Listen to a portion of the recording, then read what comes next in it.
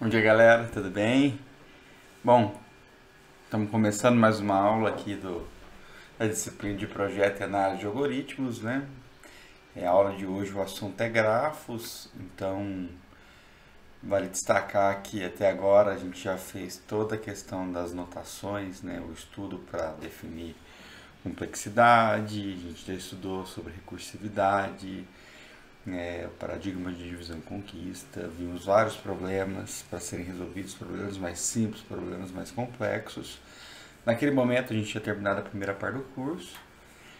Agora as últimas 3 aulas foram focadas aí em algoritmos de ordenação, por inserção, por troca e por seleção.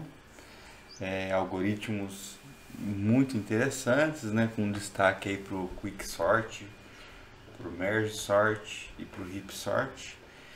E aí, então, na última aula a gente terminou a segunda parte do curso e agora a gente começa a última parte do curso, a terceira parte, que o foco é trabalhar com algoritmos gulosos, né, o paradigma de programação dinâmica, trabalhar aí com teoria da computação, da complexidade computacional, né, estudando classes de problema, PNP, vendo da máquina de Turing, o teorema de Cook, enfim.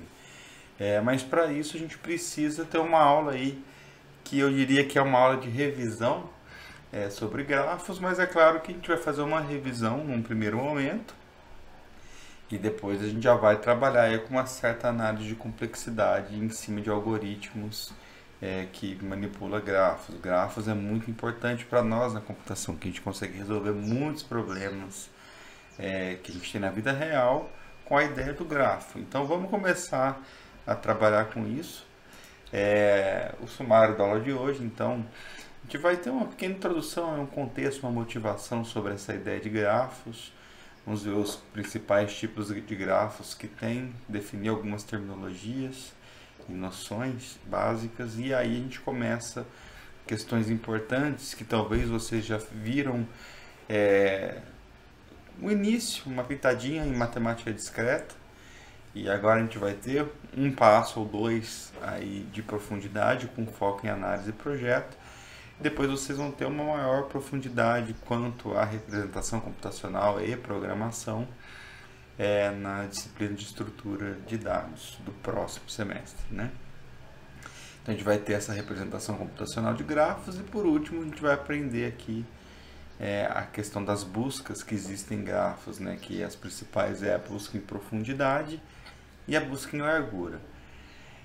A aula de hoje é super tranquila, né? Então não tem grandes segredos, e a partir da semana que vem a gente começa com coisas diferentes que necessitam dos conceitos de hoje, né? Então por isso que eu preferi fazer uma semana focada apenas aqui com grafos, né? Então o grafo aí, pensando em motivação, eles são estruturas aí que existem, abstratas, e que a gente consegue modelar diversas questões aí do mundo real nosso. A gente pode representar grafos para trabalhar aí com mapas, né? Fazendo as cidades sendo os vértices de um grafo e as rodovias sendo as arestas. Pode ser utilizada para representar redes de computadores, enfim. Então, estudar grafo e trabalhar com algoritmos, saber como representá-los computacionalmente, inclusive a sua representação computacional, ela é muito importante dependendo do algoritmo que a gente vai estar usando. Então é importante a gente saber manipular isso. Isso vai nos ajudar demais a resolver diversos problemas aí que a gente tem no mundo real. Então aqui um exemplo que eu já tinha comentado, se a gente for pegar qualquer mapa, né, e pensar nas cidades aqui do mapa, eu estou falando aqui do mapa rodoviário só do estado de São Paulo. Imagina que ninho de gato que viraria se a gente estivesse falando do Brasil ou expandindo o nosso universo aí. Que cada cidade aqui se representaria um vértice de um grafo, e aí as rodovias aqui, as ligações entre as cidades são as arestas, né? E aí a gente pode trabalhar com o problema do caixeiro viajante, para tentar varrer várias cidades e voltar no ponto inicial, percorrendo a menor distância, enfim, a gente tem vários problemas que poderia manipular aí pensando nessa representação de mapa rodoviário. Pode pensar, por exemplo, para representar estações de metrô de uma cidade. Aqui a gente tem as estações sendo os vértices do grafo e as partes da linha, né? Da linha vermelha, linha verde, linha amarela. Eu tô falando cor, eu tô inventando, eu acho que tem mesmo, azul. E tem umas aqui que eu nem imagino que cor que são.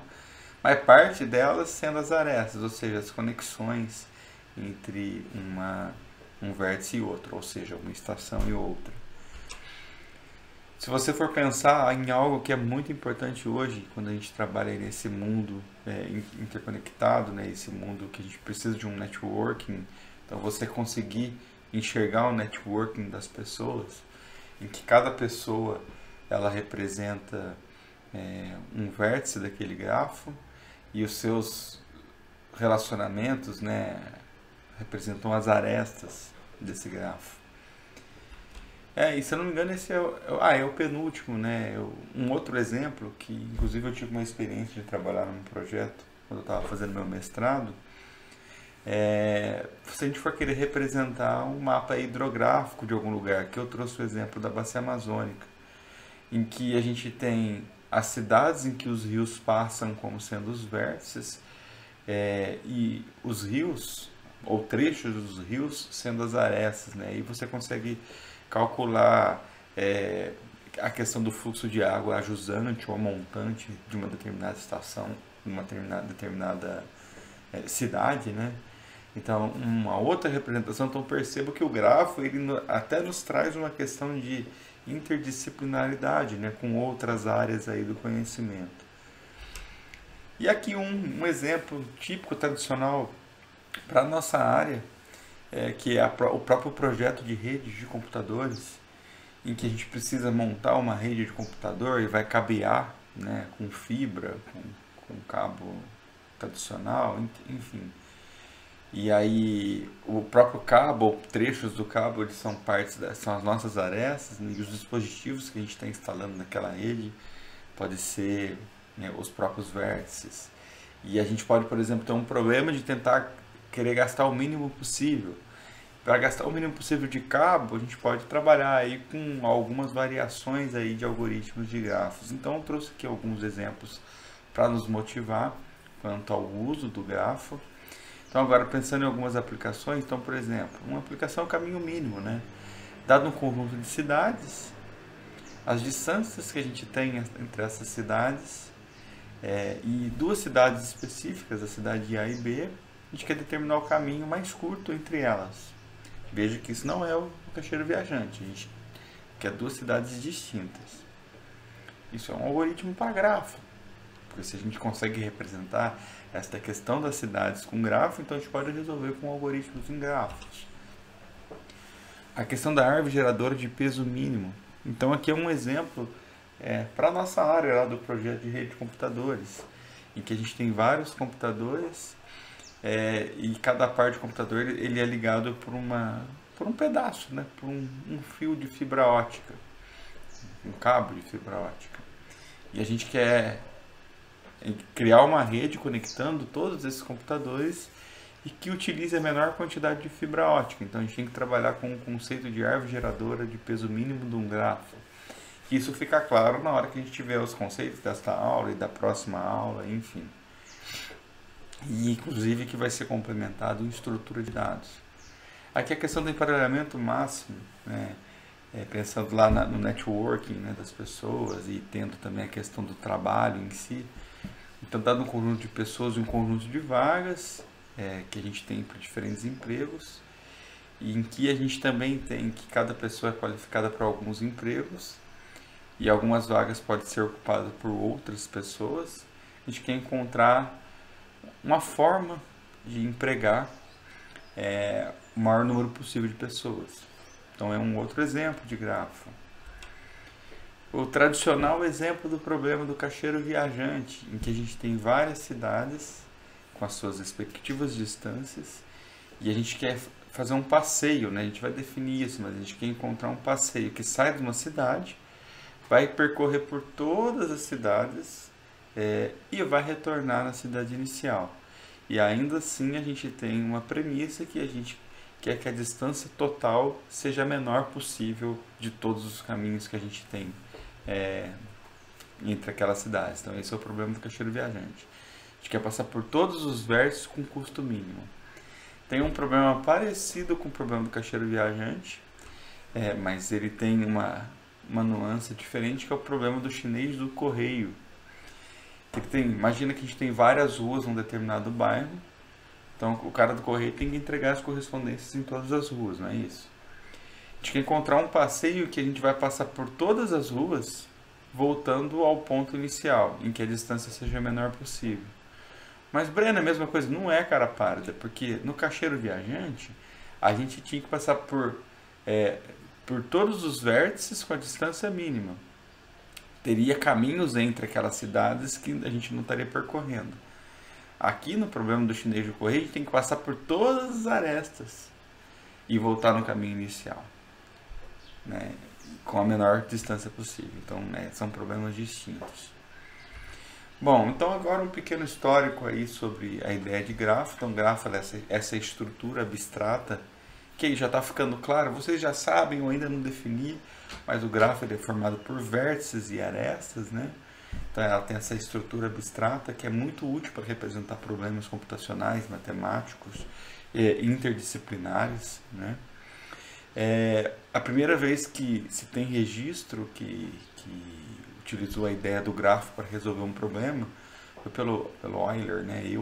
Enfim, em 1736, em que o problema dele era encontrar um caminho circular na atual cidade de Kaliningrado, não sei falar esse outro nome que não, usando cada uma das pontes sobre o rio Pregola, passando por eles exatamente uma vez. Como assim, Breno? Imagina o seguinte, esse aqui depois vocês procuram, é muito legal, e na internet tem vídeos, tem explicações que detalham do ponto de vista matemático e computacional o porquê ou a resolução desse problema.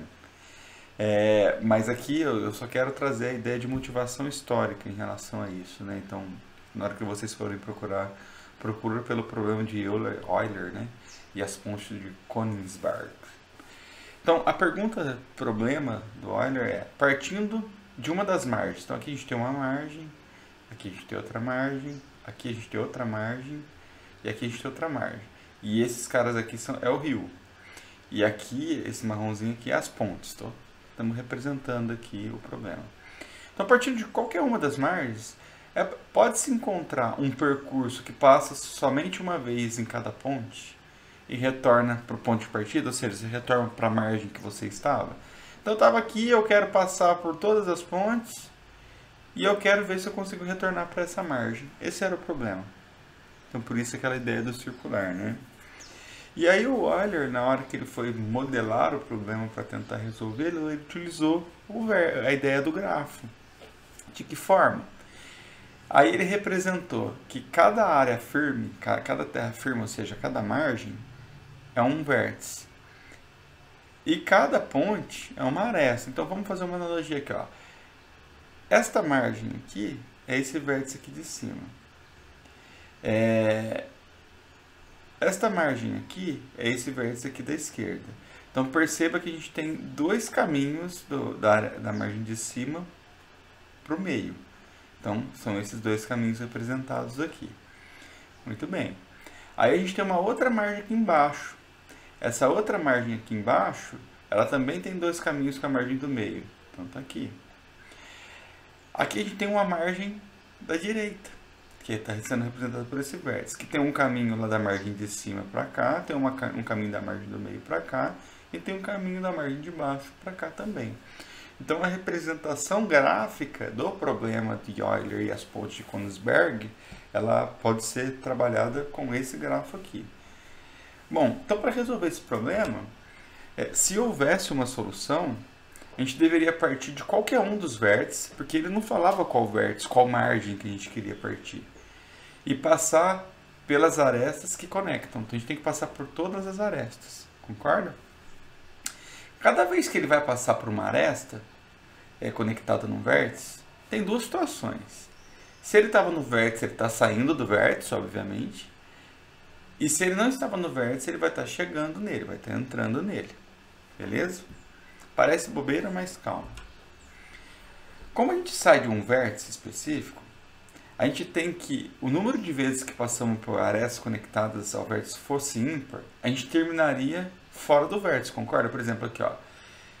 Se dado um vértice, eu for, voltar e sair, é ímpar, tá vendo? Eu não consigo, a partir dele, voltar e terminar nele. Por outro lado, se o número de vértices que a gente tem, se o número de arestas que a gente tem em um determinado vértice for par, a gente consegue voltar nele. Então, por exemplo, aqui, ó, se a gente sai e volta, se eu não tivesse essa aresta aqui, só essas duas, a gente consegue ter um caminho que vai e volta para cá, certo? Muito bem. Então, é importante observar que nesse problema, todos os vértices possuem um número ímpar de aresta, que isso aqui é o conceito de grau que eu vou estar definindo daqui a pouco, mas não importa, não vou falar sobre isso. Espera. Observe que todos os nossos vértices têm uma quantidade ímpar de aresta. Ó, 1, 2, 3, 1, 2, 3, 4, 5, 1, 2, 3, 1, 2, 3. Bom, e a gente está pedindo o seguinte, que se a gente começa em qualquer um dos vértices, a gente tem que terminar naquele vértice, que é o problema do Euler lá, aquele que tem um caminho circular, voltando para a mesma margem de início. Se a gente passar por todas as arestas, então a gente vai passar por uma quantidade ímpar de arestas ao total, concorda? Então não tem como a gente voltar para o vértice inicial. Porque se a quantidade é ímpar, a gente acabou de ver que se eu tenho uma quantidade ímpar de arestas em um determinado vértice, a gente nunca termina nele. Então esse problema de Euler, ele não tem solução. Então caminhos que viabilizam sair de um vértice, percorrer por todas as arestas apenas uma vez, e retornar para o vértice inicial são chamados aí dos grafos eulerianos ou eulerianos. Né? Depende, cada um fala de um jeito. Né? Então aqui é só uma questão motivacional. Então tem uma definição aí que se a quantidade, se o grau de um determinado grafo for ímpar, a gente não consegue ter um caminho circular nele. Enfim, tem várias variações aí. Mas aí é só uma questão motivacional para vocês. Então agora, dando uma adiantada quanto à questão de conceitos, a gente precisa definir 3 tipos de grafo. Então primeiro, o grafo tradicional, que é o grafo não ordenado, não direcionado, mas não importa. Todo grafo, ele tem um conjunto de vértices e um conjunto de arestas. O V a gente representa por um conjunto finito de N vértices. Como a gente pode ver aqui, a gente tem 5 vértices do A até o E. E o A representa um conjunto finito de pares não ordenados de vértices chamados arestas. Então, por exemplo, um par não ordenado, ó, AC é uma aresta, AB é uma outra aresta, BC outra aresta. Então, a gente representa arestas pelo início e o fim de um determinado vértice. Tudo bem? Bom, isso daqui ele é um grafo não ordenado, não direcionado, na verdade, porque as nossas arestas ela não apontam para uma única direção, ela é bidirecional. Eu posso percorrer tanto AC quanto CA sem problema nenhum. A gente pode ter os grafos orientados ou direcionados, em que, se a gente observar aqui a figura, as arestas elas percorrem apenas um único sentido. Então, na hora que a gente vai representar a aresta, por exemplo, a gente não pode mais representar a aresta entre o A e o B como sendo a aresta AC, tem que ser uma aresta CA, porque daí a gente aponta o direcionamento daquela aresta. Então são pares ordenados de vértices. A ordem ela é muito importante. Então aqui a gente tem um exemplo de um grafo orientado. E o terceiro tipo de grafo é os grafos ponderados, ou seja, cada uma das arestas, e não importa se o grafo ele é direcional ou não direcional, mas arestas ela tem que ter um custo, né? Então ela tem um peso. Né? Isso daí é para representar problemas como do caixeiro viajante, em que a gente quer representar, por exemplo, a distância entre duas cidades. Então, a gente pode trabalhar com esse conceito de custo. Então nós temos 3 tipos de grafos, os não direcionados, os direcionados e os ponderados. Beleza?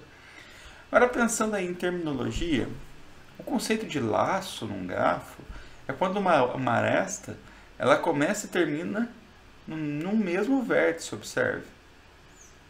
Então aqui a gente tem 3 laços, a gente tem a aresta 1, 2 e 3, e que o vértice inicial e final é o mesmo, que é o 1, né?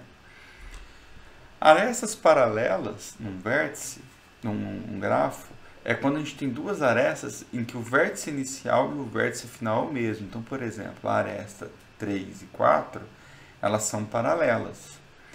A aresta 1 e 2 também são paralelas, porque os vértices iniciais e finais são os mesmos, o 1 e o 2. Tá? Aqui, na verdade, eu tenho uma outra aresta paralela. Eu tenho o 5, eu não tinha me atentado. Então, aqui entre os vértices 1 e 2, nós temos 3 arestas paralelas. Bom, um grafo é chamado de simples se ele não tem laço e se ele não tem aresta paralela. Então, a gente pode observar que esse grafo ele é um grafo simples. Nós não temos nenhuma aresta que começa e termina no mesmo vértice. Nós não temos duas arestas com o mesmo início e fim no grafo. Então, aqui nós temos um exemplo de grafo simples. O conceito de adjacência ou vértice de adjacência. Então, se você vai analisar um determinado vértice, por exemplo, vou analisar o vértice 3. Eu quero saber o conjunto de vértices adjacentes. São os vértices que estão conectados com arestas próximas a 3. Então, por exemplo, para o 3, eu tenho como adjacente o 1, porque eu tenho uma aresta entre 1 e 3. Eu tenho como adjacente o 4, porque a gente tem uma aresta entre 3 e 4. E o 5, porque temos mais uma aresta entre 3 e 5. Né? Por exemplo, quais são os adjacentes do 5? É o 3, o 4 e o 2. Né? Quais são os adjacentes do 1? Só o 3. Então, é dessa forma que a gente analisa. Aqui é claro que a gente está analisando num grafo não direcionado. Se o grafo fosse direcionado, a gente deveria olhar o sentido da aresta para melhor definir as questões de adjacência. Isso aqui vai ter um impacto na representação computacional de um grafo lá na frente, tá? Bom, aqui a questão do grau do vértice, que eu comecei a comentar lá no problema do Euler e Paspontes, mas o grau do vértice nada mais de um determinado vértice I, a gente representa, né, por D de I, né, que é o grau aqui, é a quantidade de arestas incidentes no vértice. Então, se o grafo ele é não direcionado, a quantidade de arestas que a gente tem conectado num determinado vértice vai ser o seu grau. Então, por exemplo, se a gente for analisar aqui o 2, o vértice 2, qual que é a quantidade de arestas que a gente tem no 2? Uma. Então, o D de 2 é 1. Aqui no 7, qual que é a quantidade de arestas que a gente tem? 2. Não importa se está entrando ou saindo, porque ele é não direcionado. Então, a gente simplesmente quantifica a quantidade de arestas conectadas naquele vértice. Por exemplo, o D de 5, né? Qual que é a quantidade de arestas que a gente tem aqui conectadas no vértice 5? 1, 2, 3. Então, é 3. Agora, se a gente tem um vértice, um grafo direcionado como esse da direita, aí a gente não pode mais usar o conceito só do D, né? Do grau. A gente vai ter o grau de incidência, o grau que está entrando e o grau que está saindo, a quantidade de vértices que chega e a quantidade de arestas que saem de um determinado vértice. Então, D menos de I, a gente representa pela quantidade de arestas que está chegando, que está entrando num determinado vértice. O D mais é a quantidade de arestas que está saindo de um determinado vértice. Então, por exemplo, aqui como ele é direcionado, o D menos de 2, quantas arestas está chegando em 2? Nenhuma. Então, o D menos de 2 é 0. E o D mais de 2? A gente tem uma única aresta saindo por 2. Então, é 1. Vamos para o 5 aqui, por exemplo. Quantas arestas estão chegando? Qual é o D menos, o grau menos, né? Qual é o de incidência aqui do 5? 1 a 2. Ó. E quantas arestas estão saindo? Qual é o D mais de 5? 1 só. Então, é dessa forma que a gente representa a questão de graus. Então, por exemplo, para resolver aquele problema do Euler, a gente deveria calcular a quantidade de graus de cada um dos vértices e ver se a somatória é ímpar, né? Se é tudo ímpar. Se for tudo ímpar, na verdade, não é somatório, não. Se eles forem todos ímpares, aí a gente não consegue retornar fazendo um único caminho, começando e terminando no mesmo lugar, né? Um grafo é chamado de completo, e a gente inclusive tem uma representação K de N, com K1, 2, 3, 4, Quando ele é um grafo simples, ou seja, ele não tem laço, não tem aresta paralela, e contém exatamente uma aresta para cada par. Então a gente tem obrigatoriamente uma aresta para cada par. Então aqui a gente tem um único vértice, então ele é um grafo completo. A gente tem dois, a gente tem uma única aresta entre eles. Grafo completo com dois, K2. Tem um nome aí, né, na matemática e na computação. K3 são 3 vértices, um único aresta entre cada vértice. K4 e assim a gente vai indo até o K que a gente quiser, né?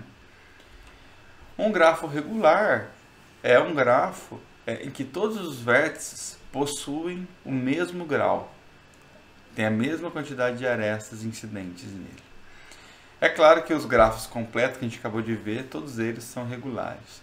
Então aqui a gente tem a representação de 3 exemplos bastante estudados lá na matemática com relação a grafo regular, que é o Peterson, o Quartic e o Frucht. Se eu não me engano, são representações de algumas estruturas que a gente tem aí no mundo, né? A engenharia usa muito isso também. Então, se a gente for olhar nesse primeiro aqui do Peterson, a gente, cada vértice tem 3 arestas conectadas. Então, mas ele tem essa representação aqui. Aqui nós temos no Quartic cada vértice com grau 4, né? 4 arestas conectadas. Aqui a gente tem um outro exemplo com 3, mas uma outra representação. Um vértice isolado, um vértice que não tem nenhuma aresta incidente nele. Então não é possível, por exemplo, se a gente encontra um vértice isolado, a gente não pode definir caminhos entre todos os seus vértices, entre todos os vértices que a gente tem em um determinado grafo. Então isso é importante também. Vou pegar uma aguinha aqui. Aqui um conceito muito importante, que é o conceito de grafos conexos. Grafo conexo que para todo par de vértices e j que a gente tem em um determinado grafo, qualquer par, existe pelo menos um caminho entre eles. Então, por exemplo, esse daqui e esse aqui. Eu tenho um caminho, ó, eu tenho 2, 3, enfim, não importa qual caminho. Gostaram, né, do sonzinho, né? Mas o que eu estou querendo dizer é que com o grafo conexo a gente consegue encontrar pelo menos um caminho. Um grafo desconexo é aquele que a gente tem vértices isolados, né? A gente não tem caminhos que a gente consegue conectar, por exemplo, com esse vértice aqui em cima. Então a gente fala que a gente tem um grafo com componentes, tá? Bom, aí o conceito de árvore, que é muito importante, a gente inclusive já usou a árvore binária, já usou a árvore heap, né, para trabalhar lá com heap sort. Mas, na verdade, a árvore, ela é um grafo, ela é um grafo que é conexo e acíclico. Então, um grafo G, que vai ser essa árvore, ele é conexo, ou seja, todos os seus vértices são conectados. E não tem ciclo, a gente não consegue fechar um ciclo. Aí a gente pode falar que é uma árvore. Todas essas afirmações que a gente tem aqui embaixo, elas são equivalentes. Então, por exemplo, vamos supor que um grafo é uma árvore. O G, que é o grafo, ela é uma árvore. Se o G ele é conexo, ou seja, todos os vértices têm uma conexão, existe um caminho, pelo menos um caminho entre todos os vértices, e ele possui exatamente a quantidade de vértices menos uma aresta, a gente pode falar que ela é uma árvore, porque não vai ter ciclo. Inclusive, se eu fosse querer sacanear vocês, eu poderia pedir para vocês provarem essas afirmações aqui. Uma vez eu acho que eu tive que fazer isso em algum momento que eu estudei aí sobre grafos. Se o grafo ele é conexo e a gente remover qualquer aresta dele, a gente desconecta o grafo, então vai virar uma árvore, porque a gente tem certeza que a gente precisa daquela aresta para ter um caminho entre os vértices, entre pares de vértices daquele grafo. E não tem ciclo, né? Para todo par de vértices V1, V2, existe um único caminho entre eles. Então também é uma analogia aí. Bom, o conceito de subgrafo, né? Então imagina que a gente tem um subgrafo GS aqui, que tem um conjunto de vértices VS e um conjunto de arestas AS. Ele é dito como sendo um subgrafo de G se um subgrafo de G que tem um conjunto de vértices V e arestas A, se todos os vértices e todas as arestas do G de S elas estiverem contidas nos subconjuntos. Então, o V de S está contido no V e o A de S está contido no A. Tudo bem? Isso é um conceito tranquilo. Aí a gente tem o conceito do subgrafo gerador. E o subgrafo gerador, a gente não se preocupa com arestas, a gente se preocupa apenas com vértices. E ele fala o seguinte ainda, que um subgrafo gerador, G, de um grafo G de S, é quando tem exatamente os mesmos vértices. Não é que está contido, tem os mesmos vértices. Então, observem aqui. Aqui a gente tem um grafo G. Esse aqui ele é um subgrafo, né? A gente tem vértices contidos desse grafo aqui e a gente tem arestas desse grafo também aqui. Então, ele é um subgrafo desse grafo da esquerda. Agora, esse daqui, mas ele não é gerador. Esse aqui é gerador, porque eu obrigatoriamente tenho todos os vértices, independente das arestas. E observe que as arestas estão aqui, ó. Tudo bem? Então, aqui tem algumas observações aí, mas né, são apenas complementos. Agora, a questão de passeio, caminho, né, cadeia, né? Então, é um conceito importante. O próprio conceito de passeio foi definido lá no problema do Euler com as pontes, né? Então, o passeio é uma sequência finita de vértices e arestas. Cada vértice da sequência é incidente à aresta que a precede e a aresta seguinte, né? Então, por exemplo, um passeio é uma sequência que deve começar e acabar em algum ponto, mas não necessariamente no mesmo. Então, por exemplo, vou ler exatamente o que está aqui e desenhando aqui no grafo, tá? 1A, 1A2, C3,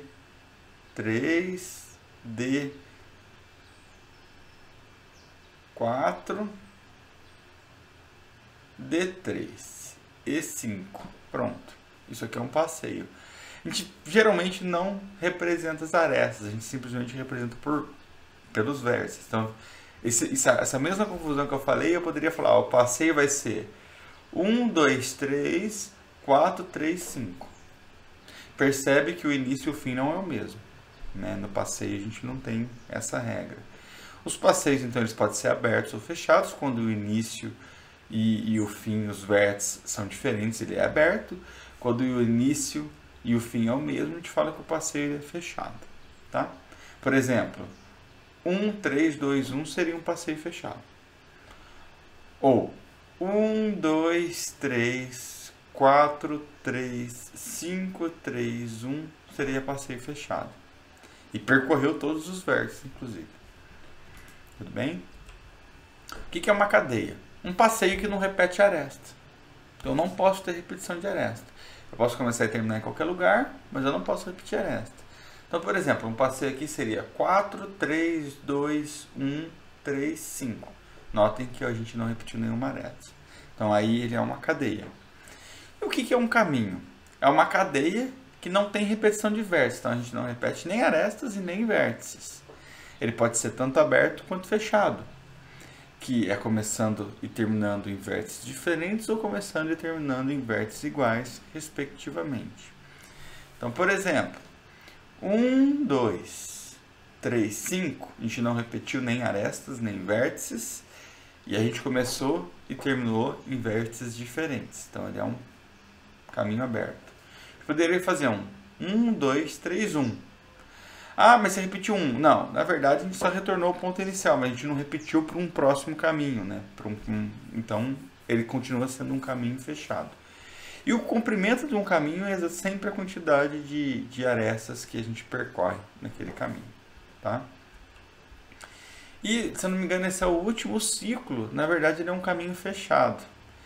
Inclusive, tem autores que definem o ciclo aí, o grafo cíclico com o conceito C.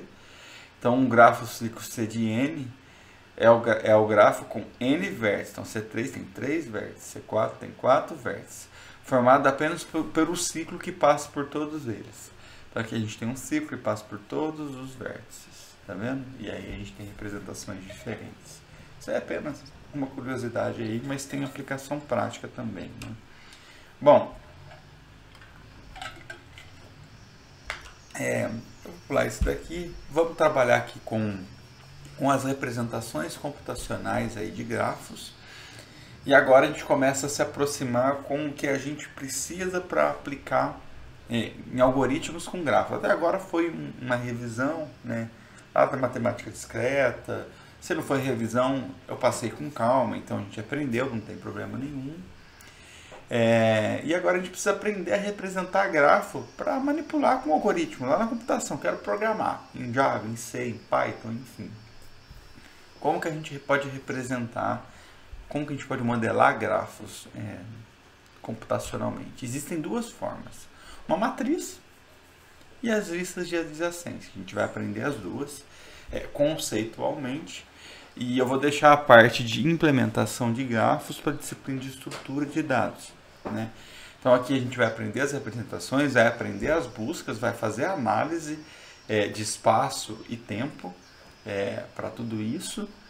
Mas aí a implementação eu vou deixar aqui, se eu não me engano, acho que vai ser o Davi, que vai estar trabalhando com vocês aí no próximo semestre, tá? E tem uma coisa que é muito importante.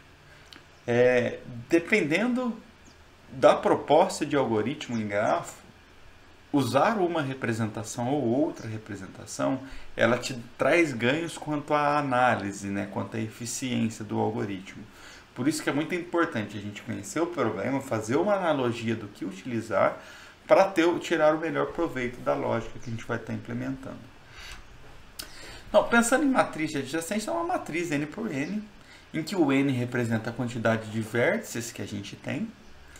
Então a gente vai ter N vértices na horizontal, N vértices na vertical da nossa matriz. E aí a gente vai sempre representar cada elemento da matriz só por 1 ou 0. Se existir uma aresta entre aqueles vértices, a gente coloca 1.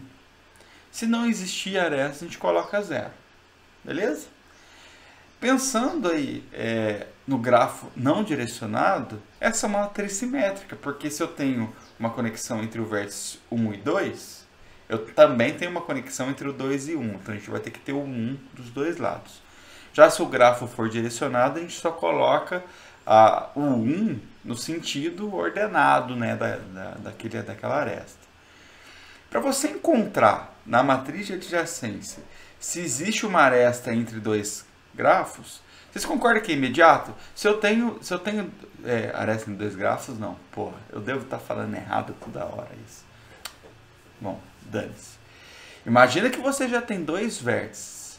Você já tem o vértice lá, o I e o J, o 1 e o 5.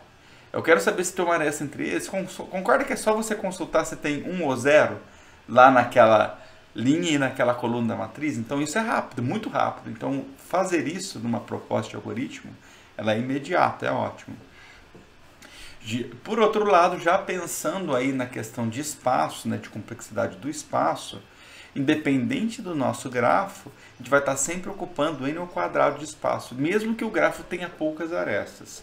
Então já fica aqui uma dica que vai fazer sentido usar a matriz de adjacência se a gente tiver grafos com muitas arestas, grafos densos, né, que a gente chama. Bom, então vamos olhar um exemplo para um grafo não ordenado. Então assim, ó, imagina que a gente tem esse grafo da esquerda, eu deixei ele todo aqui desenhado até para a gente fazer uma analogia, tá, gente? Imagina então que nós temos um grafo com 6 vértices. Então a gente tem 6 linhas, 6 colunas. Então vamos lá. O vértice 1 está conectado com quem? Só com o 4. Então eu vou na linha, tá?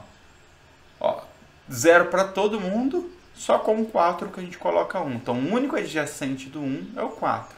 Mas observem lá, apesar de eu fazer essa construção depois, a questão da simetria. Que no 4 a gente também tem o 1. Ó.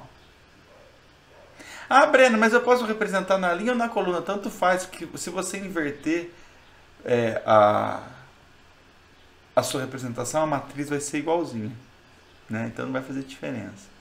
Então vamos lá, agora quais são os adjacentes do 2? É o 3 e o 4. Então no 2 a gente põe 0 para todo mundo, só para o 3 e para o 4 que a gente coloca 1. Quem são os adjacentes do 3? O 2 e o 4. Então 2 e 4, 1. 0 para os demais. Quem são os adjacentes do 4? Todo mundo, menos ele, né? 1, 2, 3, 5 e 6. Então a gente coloca 1 para todos, um vértice nunca é adjacente a ele mesmo, né? Quem são os adjacentes de 5? O 4 e o 6. 4 e 6 com 1 e os demais com 0. E quem são os adjacentes do próprio 6? O 4 e o 5. Perceba que é tranquilo, né? Isso daqui a gente poderia até trabalhar com o algoritmo para montar, né? Por exemplo, um dos problemas que eu tenho certeza que o Davi vai passar, dado uma matriz de adjacência, desenhar o grafo, né? A gente poderia trabalhar assim. Muito bem. Já um exemplo de uma matriz de adjacência para um grafo ordenado, a gente precisa ver o sentido da aresta, né? Então, por exemplo, apesar de existir uma aresta entre 1 e 4, essa aresta, na verdade, ela vai do 4 para o 1. Então, a gente não pode representar o nó 4 aqui na árvore, né? Ou o vértice 4 aqui, pensando em grafo, como sendo um vértice adjacente ao 1. Então, vamos lá. O 1, quantas arestas saem de 1? Pensando que ele é direcional. Nenhuma. Então, a gente deixa 0 para tudo. Quantas arestas saem do 2? Nenhuma também. Deixa 0 para tudo. Quantas arestas saem do 3? Só do 3 para o 2. Então, a gente coloca 1 do 3 para o 2 e 0 para os demais. Quantas arestas saem de 4? Quais são, né? Não é quantas, desculpa. É a 1, o 2 e o 3. 1, 2, 3. E os demais 0. Quais são as arestas que saem de 5? O 4 e o 6. 4 e 6 são os adjacentes. E em relação ao 6, apenas o 4. Então perceba que não tem dificuldade nenhuma, né? Agora, uma outra representação de grafo são as listas de adjacência. As listas, o conceito de lista é um conceito que vai ser muito bem abordado na disciplina de estrutura de dados. Aqui, por enquanto, a gente vai pensar na lista como sendo um array construído dinamicamente, tá? Então a gente vai usar um array construído dinamicamente, que a gente dá aquele alloc, né, pensando na linguagem C, para cada vértice. Então a gente vai usar N listas, uma para cada vértice. A lista de um determinado vértice I contém todos os vértices a ele. Então aquele array dinâmico de um determinado vértice, a gente vai ter naquele array os vértices que são adjacentes a ele. E, diga-se de passagem, não importa a ordem, qualquer ordem. Tá? Para cada vértice V, a gente vai ter uma lista então, ligada a ele, que é o adjacente, o ad de V, com os vértices adjacentes a V. Ou seja, o W aparece nessa lista se existir uma aresta entre V e W. Tá? E como eu comentei, não tem problema com relação à ordem. Fica claro que em relação a espaço, ela ocupa menos, né? Porque a gente não vai ter, por exemplo, nas listas, as representações daqueles zeros que a gente tem na matriz. A gente só vai ter a representação de quando a gente tem efetivamente uma adjacência. Então, o espaço de memória vai ser a quantidade de arestas, né? Que é o M aqui. No entanto, para a gente determinar a quantidade de adjacente, a gente precisa... a gente tem uma complexidade N, porque a gente, como não importa muito a ordem, se a gente fala assim, eu quero saber se um determinado vértice ele é adjacente a este vértice aqui específico. Você tem que varrer toda aquela lista para ver se ele é. Você tem que até encontrar, ele pode estar na última posição. Inclusive, a gente pode ter adjacência para todos os nós, para todos os vértices. Então, por isso que a gente tem aqui uma complexidade O de N. Bom, fazendo aqui uma representação para um grafo não ordenado de lista de adjacência, perceba, representação visual é muito trivial, né? Mas é como se a gente tivesse aqui um array dinâmico, que a gente chama lá de lista na estrutura de dados, uma lista para cada um dos vértices. Então, a gente tem aqui 5 vértices, a gente tem uma lista para cada. E a gente vai ter nessa lista aqui na frente apenas os vértices que são adjacentes ao vértice que está aqui no começo. Então, quem são os vértices adjacentes a 1? O 3, o 2 e o 3. Ó. Então, aparece aqui o 2 e o 3. E o 2? O 1, o 3 e o 4. Está aqui. ao 3. O 1, o 2, o 4 e o 5. Está aqui. Ao 4, o 2, o 3 e o 5.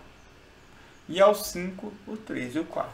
Então é assim que a gente representa. Percebe que a gente ocupa menos memória, mas para você encontrar um adjacente, a gente tem que percorrer todos os versos que tem naquela lista.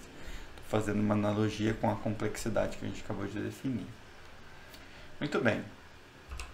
Agora, para um grafo ordenado, ela ainda fica melhor ainda, né? Porque ela fica menor quanto a espaço.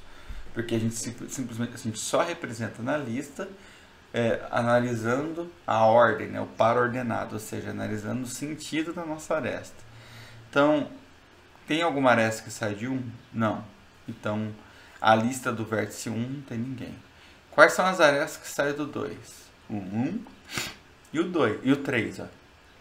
Tem um sentido de seta aqui, ó. Então, 1 e 3. Quais são as arestas que saem do 3? 1 e o 2. Quais são as arestas que saem do 4? O 2 e o 3. Isso, o 2 e o 3.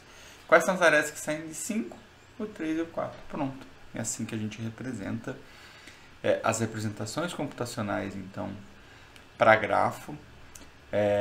Pode ser através de matrizes de adjacência ou listas de adjacência. Analisando com relação à pesquisa, a matriz, na matriz é mais fácil a gente encontrar se existe uma aresta IJ, uma aresta entre dois vértices. Na lista já é mais fácil descobrir quais são os vértices adjacentes dado um determinado vértice, porque você simplesmente percorre a lista. Já em relação ao espaço, a matriz ela sempre vai ocupar um espaço da quantidade de vértices ao quadrado, mesmo se a gente tem grafos esparsos. Então a matriz ela é adequada para grafos densos. Já a lista ela vai ter uma preocupação de espaço, vai ter alocado a quantidade de vértices mais a quantidade de arestas, né? Então ela é adequada para grafos esparsos. Bom, existem, é claro, outras formas da gente representar grafos aí, mas essas duas são as mais tradicionais. Inclusive a gente pode adaptar essas duas para representar outros tipos de grafos, como por exemplo grafos ponderados, grafos que tenham laços, arestas múltiplas, enfim, a gente pode representar de diferentes maneiras. Por exemplo, um grafo ponderado, como que a gente representaria numa matriz? Vou na matriz. Ao invés de colocar 0 ou 1, a gente coloca o custo, né? O peso, por exemplo aqui, entre 1 e 4. Vamos supor que aqui o peso fosse 5. A gente deixa 0 em tudo e deixa 5 aqui. A gente poderia representar assim, uma forma, né? Então perceba que a gente consegue mudar a forma de manipular a matriz e a lista, dependendo da proposta nossa de algoritmo, né? Bom, e agora a gente está chegando aí na parte final aí da nossa aula de hoje, para trabalhar com as buscas de grafos, né?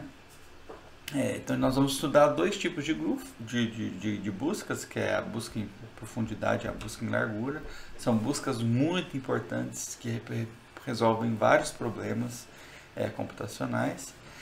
E dependendo, é claro, dos vértices e das arestas a serem visitadas, a gente pode trabalhar com buscas específicas. O grafo, imagina que a gente tem vários caminhos, várias formas de percorrer, né? A gente pode ter uma busca genérica qualquer, mas também pode criar uma forma de construir, de ter uma busca que seja mais eficiente, né? Então a gente tem dois bons exemplos de buscas em grafos, que é o DPF, que é o Deep First Search, que é a busca em profundidade, ou o BFS, que é a busca em largura, Brief First Search, né? E para denotar a complexidade das duas buscas, ao invés de usar o módulo da quantidade de vértices e arestas, aqui a gente vai usar simplesmente V e A para representar a quantidade de vértices e arestas, tá? Só a gente definir aqui uma terminologia simplificada para facilitar até a própria escrita aqui, né? Bom, a primeira busca que a gente vai estudar é a busca em profundidade. Profundidade no grafo, que é sempre o mais fundo possível no grafo num primeiro momento. Então, a busca em profundidade, a gente vai visitar todos os vértices de um grafo E o critério e é isso que vocês têm que guardar. O critério os vizinhos, a gente vai visitar, usando como critério os vizinhos do vértice visitado mais recentemente. Então a gente visitou um vértice, a gente vai continuar visitando se ele tiver vizinho, vai continuar visitando se ele tiver vizinho, se não tiver mais você volta e continua visitando os outros vizinhos do vértice que a gente tinha anteriormente. Então a estratégia consiste em pesquisar o grafo o mais profundamente sempre que possível. Óbvio que ele é aplicado tanto a grafos orientados quanto a grafos não orientados. Tem várias aplicações para determinar os componentes de um grafo, para determinar a ordem topológica, para determinar componentes conexos, subrotinas de outros algoritmos, a gente vai ver isso na próxima aula, né? E uma característica principal da busca em profundidade como solução computacional é que ele utiliza o conceito de pilha, que vocês vão aprender em estrutura de dados, e percebe que eu fico um pouco amarrado aqui porque eu não posso apresentar a questão da estrutura em si. Então, imagina o seguinte, que pilha é o seguinte, você tem vários livros, você colocar um livro, depois empilhar um outro livro em cima, empilhar um terceiro livro em cima. Qual o livro que você tira primeiro, sendo que você não pode mexer com livros que não tem, que tem livros em cima? É sempre o livro que está em cima. Então, a pilha, o último que entra na pilha, sempre vai ser o primeiro que sai, né? Que é o conceito first in, first out. Não. Last in, first out, né? Vocês vão ver isso com o Davi. Então, a característica principal da busca em profundidade, ela utiliza esse conceito de pilha, que é o último que a gente empilha, vai ser sempre o primeiro que a gente vai estar trabalhando. Sendo uma pilha explícita ou uma pilha recursiva, tanto que a gente vai ver dois algoritmos aqui, o recursivo usando a pilha explícita. Pensando no recursivo, que é o que faz mais sentido para nós hoje, porque a gente está trabalhando com a questão da recursividade aqui na disciplina de análise e projeto de algoritmo. Imagina que o algoritmo vai receber um grafo representado por uma lista de adjacências. Então, cada vértice tem uma lista com seus adjacentes. A busca ela vai iniciar por um vértice qualquer, não importa qual. E essa busca em profundidade como método recursivo, então, suponha que a busca ela atingiu um vértice U. Estou no vértice U. Escolhe-se o vizinho não visitado V de U. Então, a gente vai escolher qualquer vizinho não visitado V de U. Recursivamente, a busca em profundidade, ela prossegue a partir de V. Ou seja, ela vai voltar para o passo 1. Quando essa busca termina, tenta-se prosseguir a busca a partir de outro vizinho de U não visitado. Se você não conseguir visitar, se você já tiver visitado todo mundo, ou seja, se não for possível mais isso, a gente retorna, a gente faz um backtracking ao nível anterior de recursão, né? Aqui a gente tem um algoritmo em alto nível da busca em profundidade. Calma, se ficar confuso, na parte prática vai ficar muito, muito, muito claro. Então, olhando o algoritmo, ele recebe aqui o grafo, a gente vai marcar o vértice, o primeiro vértice que a gente estiver visitando lá como visitado, e quando existir vértices W vizinhos de V, a gente faz. Se o W ele é marcado como não visitado, ou seja, se a gente encontrou um vértice não visitado de V, a gente visita a aresta entre V e W. Marca o W como visitado e chama recursivamente o algoritmo de busca por profundidade. Passando o grafo e passando um novo vértice inicial para visitar, que é o próprio W. Caso contrário, se a aresta VW não foi visitada, a gente visita ela. Bem tranquilo, né? Uma outra forma de trabalhar com a busca em profundidade é o conceito de pilha. Mas eu não vou explicar, vou deixar aqui e vou deixar para o Davi em estrutura de dados trabalhar aí com o conceito de pilha. Porque depende aí da questão da estrutura pilha bem definida, né? Independente da gente estar usando o algoritmo recursivo ou com a pilha explícita, existem algumas arestas que são importantes da gente conhecer quando a gente aplica aí o conceito, a busca em profundidade, né, o DFS. Uma aresta de árvore é uma aresta que que satisfaz lá pensando no algoritmo recursivo, a linha 3, mas na verdade é aquela aresta que vai te permitir visitar vértices que ainda não foram visitados. Então a gente chama de arestas de árvore. E a aresta de retorno é aquela que você retorna para um vértice que já foi visitado. Depois que a gente faz a busca em profundidade, a gente sempre vai ter uma árvore. Sempre vai ter uma árvore. Porque a gente vai desconsiderar as arestas de retorno e a gente vai considerar apenas as arestas de árvore.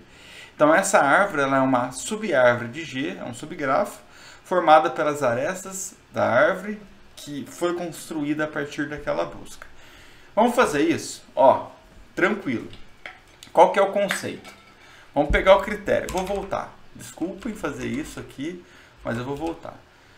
O critério é: visita todos os vértices de um grafo, usando como critério os vizinhos do vértice visitado mais recentemente. Beleza?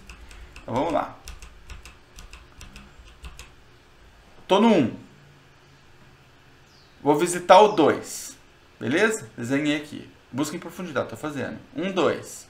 Agora estou no 2. Qual que foi o visitado mais recentemente? O 2.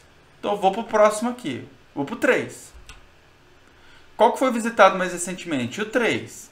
Para qual que eu vou? Eu iria para o 2. Para o 1, desculpa, porque eu tenho aqui, ó. Então essa daqui é de retorno, não precisa. Do 3 eu vou para o 4, certo? Ó. Mais recentemente, do 3 eu vou para o 4. Do 3 eu vou para o 5. Desculpa. Estou no 3. A gente vai para o 4. Qual que é o vértice visitado mais recentemente? O 4. Do 4 a gente vai para o 5. Qual que é o visitado mais recentemente? O 5. O 5 a gente tem um retorninho aqui para o 3, que não importa. Aí depois, do 4 para o 5 a gente já fez. O próximo mais visitado recentemente é o próprio 3. A gente vai para o 6. E depois a gente vai para o 7. Perceberam? Então sempre o mais profundo possível.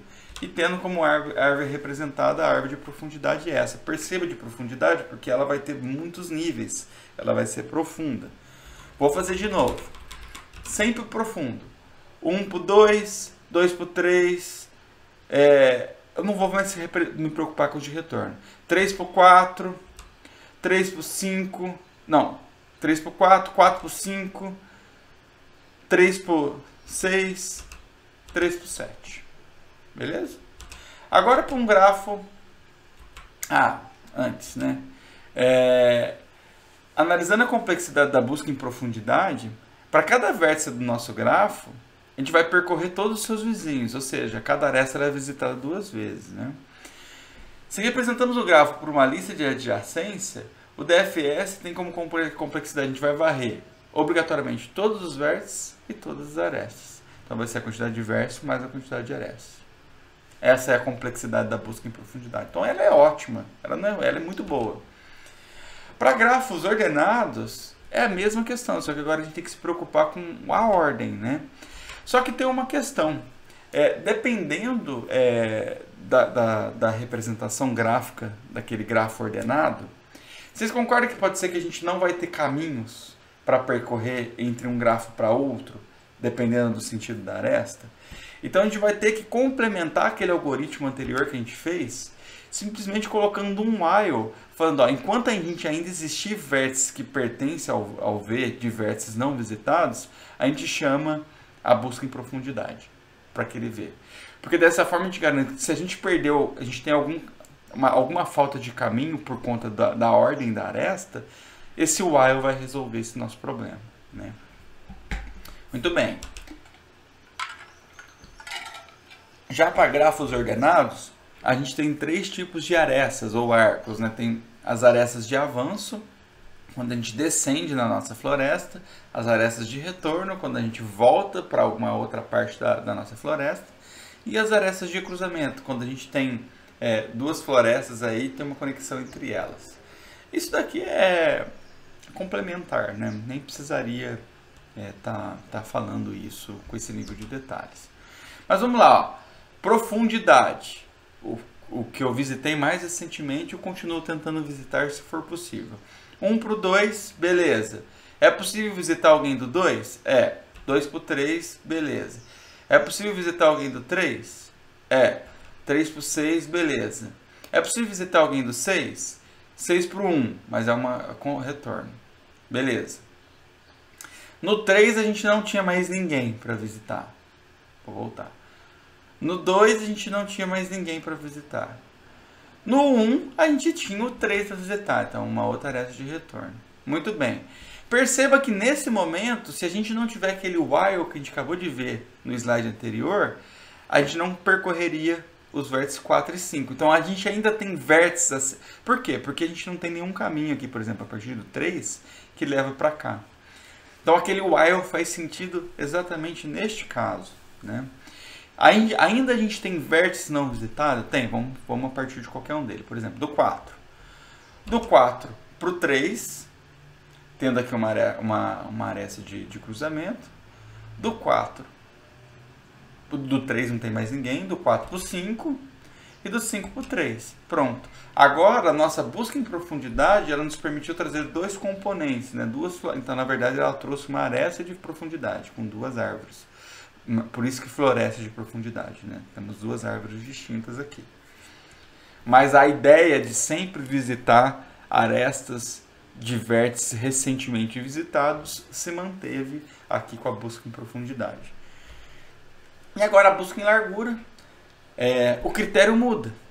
Largura, vai ficar uma árvore mais gordinha, como uma árvore de resultado, mais larga. Ela vai visitar todos os vértices de um grafo, usando como critério o vértice visitado menos recentemente. Então, a partir de um vértice, você vai visitar todo mundo dele. Depois disso, você vai para o próximo que você tinha visitado, tentando visitar todos dele. Ou seja, a gente vai tentar sempre percorrer toda a vizinhança de um vértice no primeiro nível, depois toda a vizinhança de um vértice no segundo nível, assim vai indo. A característica principal da busca em largura é usar uma outra estrutura de dados, que vocês vão ver também no semestre que vem, que é chamada de fila. Na fila de um banco, o primeiro que está na fila não é o primeiro a ser atendido? Então, o primeiro vértice que entrar vai ser o vértice que vai ter todos os seus vizinhos visitados. O segundo vértice que entrar na fila vai ser aquele que vai ter todos os seus vizinhos visitados. E assim vai indo.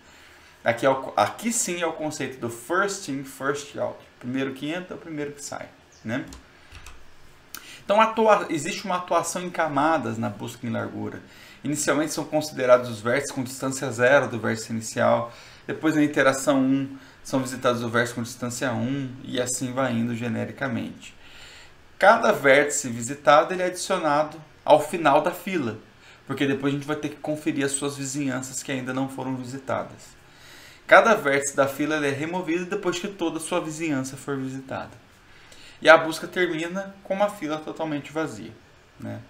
É bem tranquilo também. Esse aqui talvez seja mais fácil de entender nesse pseudocódigo aqui em alto nível, né? É claro que aqui o pseudocódigo ele vai fazer mais sentido na hora que vocês tiverem um conceito de estrutura de dados mais na veia, né? Mas independente disso, analisando aqui o nosso algoritmo, ele vai receber um grafo com a quantidade de vértices e arestas e um vértice inicial que a gente quer começar a percorrer. A gente vai criar uma fila que é vazia e vai adicionar o vértice inicial lá. Enquanto a fila não estiver vazia, a gente vai remover aquele vértice e para todos os vértices W vizinhos de V, a gente vai marcar o W. Se o W não tiver sido marcado como visitado, a gente vai visitar a aresta e vai inserir W em Q. E vai marcar ele como visitado. Se o W já tivesse sido marcado como visitado, e aquela aresta ainda não tivesse sido visitada, a gente visita ela. Só isso. Ela é mais tranquila. Não é mais tranquila nada, os dois são fáceis. Então, conceito de fila. O primeiro que a gente adicionar aqui vai ser aquele que a gente tem que percorrer todos os seus vizinhos. Qual que é o primeiro vizinho do 1? O 2. Outro vizinho do 1? O 3. Qual foi o próximo que a gente inseriu aqui na nossa fila? Foi o 2, né? Tá aqui a fila. O primeiro que a gente tem é o 2. O 2 para o 3 a gente não precisa representar. Beleza, aí a gente tem na nossa fila apenas o 3. Tá vendo? O 3 vai ter que percorrer toda a sua vizinhança. O 4, e a gente adiciona o 4 na fila. O 5, adiciona o 5 na fila. O 6, adiciona o 6 na fila. E o 7, adicionando ele na fila. E a gente foi desenhando a nossa árvore com todos os vizinhos. Beleza. Acabou todos os vizinhos de 3? Acabou. Qual que é o próximo, o primeiro que a gente tem na fila? O 4. O 4 tem algum vizinho? Tem. Com alguma aresta que não foi visitada? Visite. 4 para 5, mas a gente precisa representar. E tira o 4 da fila. Aí o 5, o 6 e o 7 não tem nenhuma aresta a ser visitada. Então a gente simplesmente vai removendo e a nossa árvore final, que é a árvore de largura, ela percebe que ela fica mais larga, ela fica um pouquinho mais gordinha. E ela também é aplicada, ela também é aplicada a grafos ordenados e não ordenados, como foi o caso aqui, né? Bom, quanto à complexidade, cada vértice só entra na fila uma única vez. Inserir e remover na fila possui uma complexidade constante. E ela vai ser realizada quantidade de vértices, porque cada um deles só entra uma única vez. A lista de adjacências de cada vértice é examinada apenas uma vez. E a soma dos comprimentos de todas as listas é θ de A, porque a gente tem exatamente a quantidade de arestas, exatamente, né, na nossa lista. Então, dessa forma, usando lista de adjacência, a busca em largura, que é o BFS, também tem uma complexidade V mais A. Muito bom, né? Bom, agora fazendo uma comparação entre a busca em profundidade e a busca em largura. Então, a busca em profundidade, ela vai ter incursões profundas no grafo, voltando somente quando não existirem mais vértices desconhecidos pela frente. Já a busca em largura, ela progride em largura, certifica que todos os vizinhos próximos sejam visitados primeiro. A busca em profundidade, ela marca o vértice antes de visitar toda a sua vizinhança. A busca em largura marca o vértice depois de visitar todas as suas vizinhanças. E a busca em profundidade, ela utiliza pilha. E a busca em largura, ela utiliza pilha, seja recursiva ou seja explícita, né? E a busca em largura utiliza fila. Aqui eu deixei um site muito top, que mostra a ilustração da construção, dada uma árvore, da busca em largura, busca em profundidade, vários outros algoritmos de gráfico que a gente vai ver nas aulas para frente.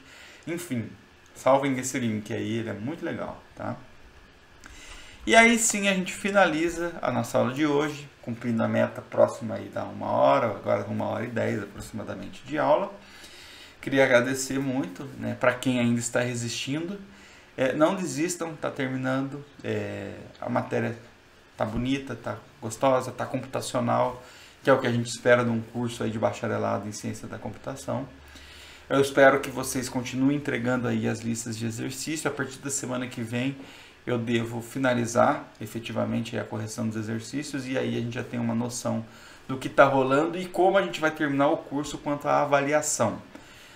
Se vocês não estiverem entregando da maneira satisfatória, obviamente a gente vai ter que terminar o curso aí com uma avaliação, né, um trabalho que contemple todo o conteúdo visto até então. Caso contrário, a gente vai continuar com essas entregas semanais. Então a entrega dessa semana ela não envolve implementação de nada. Deixo claro que eu vou deixar essa implementação aí para a disciplina de estrutura de dados. Então a gente precisa simplesmente treinar, exercitar os conceitos de gráfico que a gente viu até então.